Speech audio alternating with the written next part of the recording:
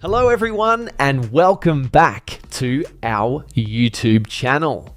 In this video, I'm going to show you how to fix Fantastical mobile app not working. First, we'll start with something very simple, yet powerful. So over the time, apps store temporary files to load faster, but sometimes those files get corrupted and the app starts acting weird. To resolve this issue, we will first head over to our device settings.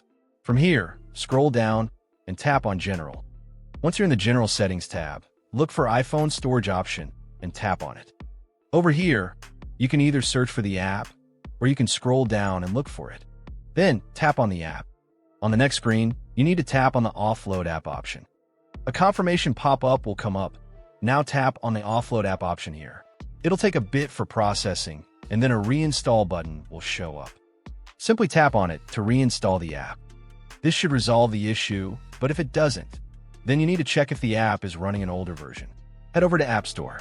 From here, double tap on this search icon in the bottom right corner, and then search for the app. Once the app comes up in the search result, and if you see this update button right next to the app, simply tap on it to make sure you're running the latest version of the app.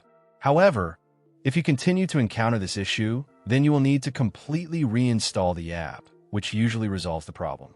Head over to this screen the way we did before.